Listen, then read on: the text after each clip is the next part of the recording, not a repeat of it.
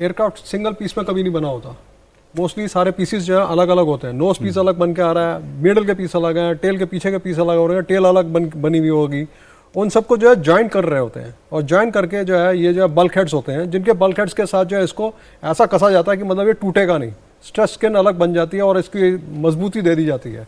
और वो जब मजबूती देने के बाद जो है, my brother himself is working for Boeing and designing and अच्छा, डूइंग दिस इंजीनियरिंग वर्क।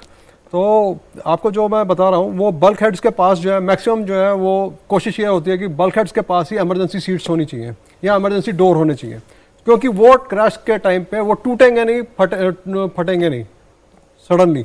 और सेफेस्ट जगह वो बनाने की कोशिश होती है कि मतलब ये एरिया बचना चाहिए जहाँ से एग्जिट हो सके, उसके अंदर वहीं उसी बल्क हेड्स के साथ जो है लोडिंग कर दी जाती है कुछ चीज़ों की, जैसे कि स्लाइड्स, जैसे कि रोप्स, जैसे कि कुछ और कोई दूसरे विंग की तरफ से विंग की तरफ से जो है निकलने के लिए सिस्टम हो, या कोई चीज दूसरी चीज़ें लगा दी जाती हैं जो सेफ्टी के लिए ज़रूरी हो जाती हैं, पैसेंजर सेफ्टी के लिए।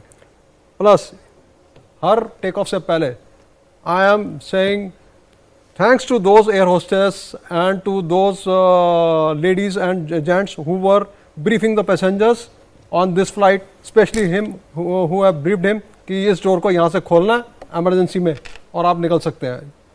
ये हर फ्लाइट पे हर पैसेंजर जो इमरजेंसी डोर के पास बैठता है उसको दी जाती है।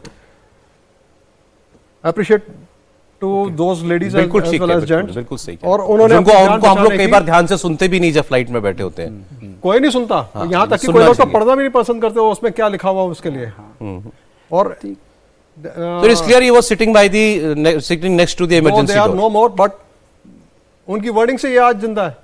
एक और उन्होंने बताया कि मैं जो प्लेन जो है वो उसकी जो एक साइड इमारत की तरफ थी जब वो क्रैश हुआ, ये दूसरी साइड पर थे। ये दूसरी साइड खुला पे है। साइड। जो खुली साइड पर जो इमारत वाली साइड है, हो सकता है उस साइड वो ज्यादा डैमेज हुआ हो, वहां के पैसेंजर्स मूव नहीं कर सक रहे होंगे, उनकी हालत खराब हो गई होगी और दे वर फेसिंग द डेथ। लेकिन तब भी आग से बचना, सौरभ, उसके इनकी बाद बात उसमें को 10 आगे सेकंड का बढ़ाते टाइम हुए मिला उसको, 10 से 15 सेकंड का टाइम मिला, उसने सीट बेल्ट खोली है, ब्लास्ट बाद में हुआ है। आप एक चीज नोट कीजिए, टकराया, टकराने के बाद फ्यूल स्पिल हुआ है, उसके अंदर जो फ्रिक्शंस के कारण जो है जो भी चिंगारी वगैरह निकल रही होगी या आग निकल रही होगी वो लगी है।